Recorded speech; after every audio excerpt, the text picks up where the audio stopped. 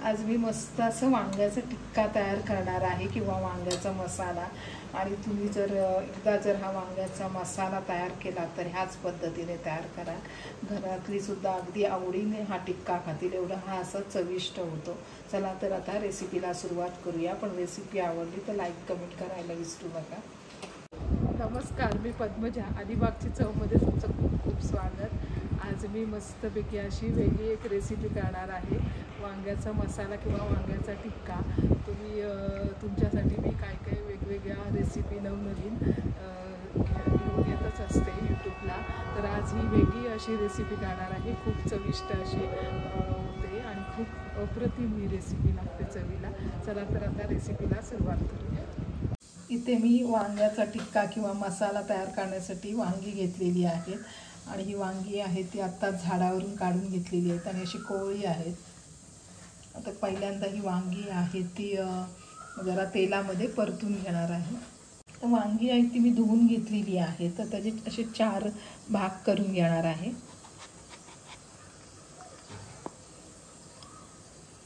वांग्याला कीड वगैरे आहे की बघून घ्यायची आहे। हे असे 4 भाग करून घेणार आहे। तर इथे मी कढईमध्ये थोडंसं तेल घेतलेलं आहे, तेल गरम झालंय, हिंग घालून घेणार आहे आणि थोडीशी हळद घालून घ्यायची आहे। वांगी आहे ती तेलामध्ये जरा परतून घेणार आहे।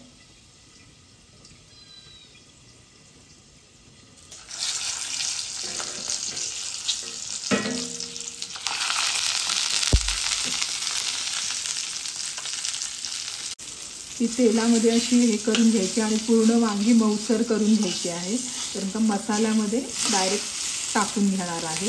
आता पहिल्यांदा ही वांगी आहे ती अशी मऊसर होतात, गॅसचा फ्लेम स्लो करायचा आहे आणि वरती झाकण ठेवून झाकणावर पाणी ठेवलेलं आहे। वांगी मऊसर होतात तोपर्यंत मी मसाला तयार करणार आहे। त्याच्यासाठी मी कांदा, टोमॅटो, इथे एक कांदा घेतलेला आहे, लसणाच्या पाकळ्या, थोडंसं आल्याचा तुकडा, थोडे काजू आणि एक टोमॅटो घेतलेला आहे। आता हे बॉईल करून घेणार आहे पहिल्यांदा। तर इथे मी पहिल्यांदा बॉईल करून घेणार आहे, तर पाणी घेतलेलं आहे, कांदा आणि आलं लसूण घातलेलं आहे, काजू आणि एक टोमॅटो, हे छान मऊसर होईपर्यंत बॉईल करून घ्यायचं आहे आणि थंड झाल्यानंतर ह्याची पेस्ट करून घेणार आहे मिक्सरला बारीक एकदम।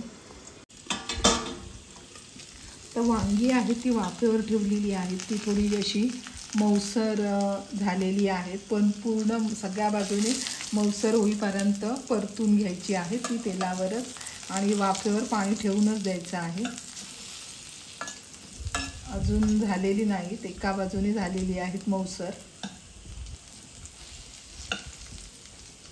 तर पुन्हा झाकण ठेवून पाणी ठेवून देणार आहे आणि इकडे कांदे आणि टोमॅटो ही मऊसर झालेले आहेत, काजूसुद्धा छान अशी शिजलेले आहेत।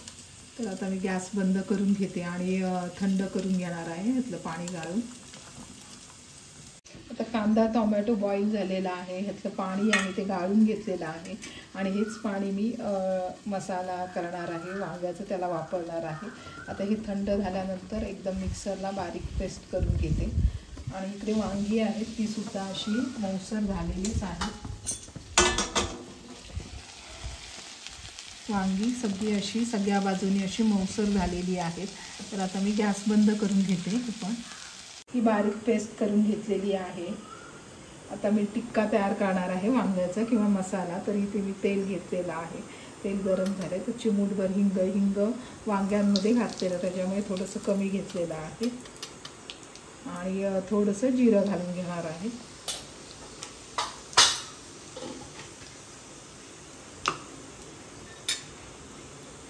तर ही तेलामध्ये ही पेस्ट घालून घ्यायची आहे।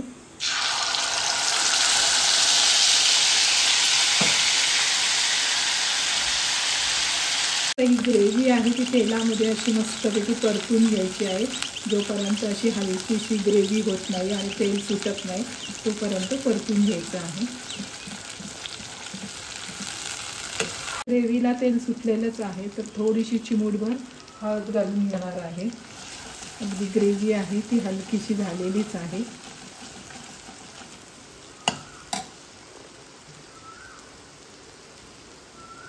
आणि 2 चमच घट्ट दही जरा फेटून घेतलेलं आहे.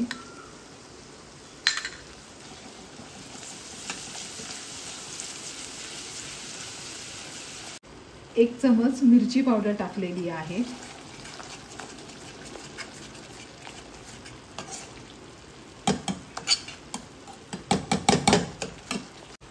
1 चमच गरम मसाला,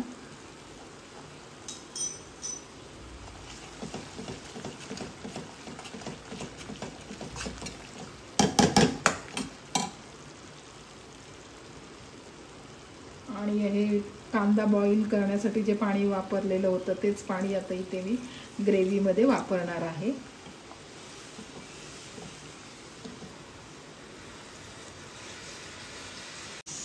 आता ह्या ग्रेव्हीमध्ये ही वांगी घालून घ्यायची आहेत. वांगी तर पूर्ण जवळजवळ तयार झालेलीच आहेत. आणि चवीनुसार मीठ,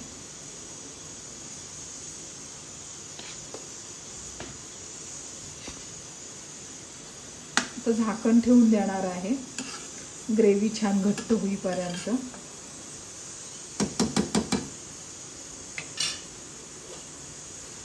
झाकण ठेवून द्यायचं आणि गॅसचा फ्लेम फास्ट करणार आहे. मस्तपैकी असं चविष्ट वांग्याचा टिक्का किंवा वांग्याचा मसाला तयार झालेला आहे.